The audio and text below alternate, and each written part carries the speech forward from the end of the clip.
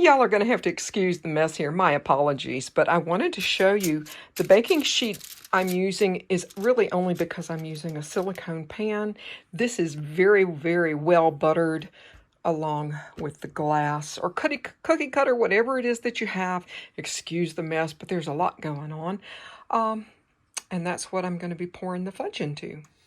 So this is going to be some of the easiest fudge that you have ever made. I can tell you, I'm going to start off with a pan of sweetened condensed milk in a saucepan, if I can. I've got 2 cups of semi-sweet, I think you can see, 2 cups of semi-sweet chocolate chips and 2 cups of butterscotch flavored chocolate chips. And I've got this on like a medium low, and I'm going to just gently stir this until this is totally melted. I've got a cup of pecans. If you have walnuts, that's totally fine. If you don't want nuts, that's okay too. But I've got a cup of pecans, rough chopped pecans, and a 1/4 of a cup of raisins. If you don't like raisins, then that's okay too. And then you'll need probably about 1.5 teaspoons, once this comes off the heat, of vanilla extract. But I'm going to just have this on low and bring this to a good smooth melt. You want everything melted. I've been stirring this constantly, about 6 minutes. I've turned my heat off. And as you can see, this, that looks so good. I've got my vanilla here, just, a teaspoon and a bit. Give this a good stir.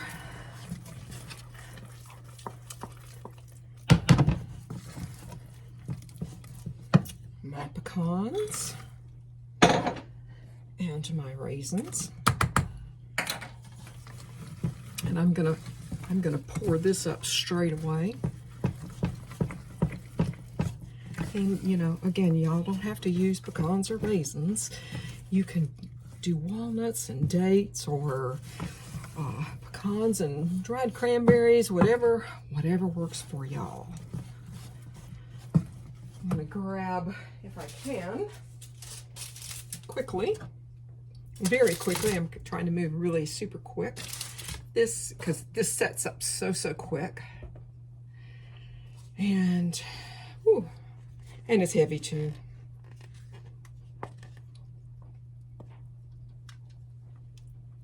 You'll excuse the bottom of my pot. I'm kind of still getting used to camera angles and different things like that. So it's always a little bit of a challenge some days. Some days, yes. I'm just gonna set this aside. Y'all excuse me again. Gonna just spread this through. Make sure I'm still centered.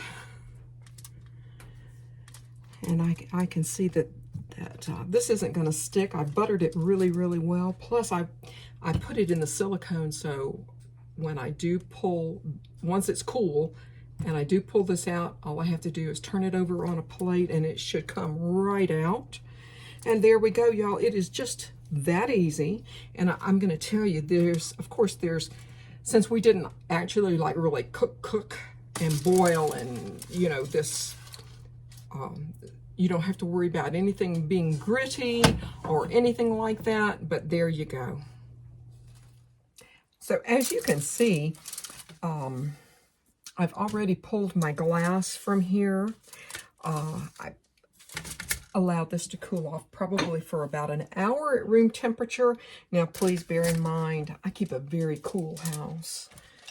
I'm going to see if I can get this to turn out in one piece. We're going to see, right?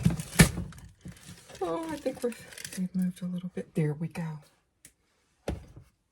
Now, if you want to take some of those red and green candies and decorate it all up, I'm not real keen on those red and green candies, but here you go. Let me grab a knife. And I'm going to tell y'all, if y'all see a mess in the background, just pay no attention. It's called Christmas dust or spirit. Let's see if we can get this to cut a little bit. Now, this is not set for long, but I did want to cut it and show y'all. Let's see. This firms up really, really well. And there's no reason for it not to. But I already know this is delicious. I'm not touching this. I'm not going to, well, I'll eat this. But I hope that y'all give this a try. So good and so really easy. Thank you for joining me here home at the Hollow. Goodbye, y'all.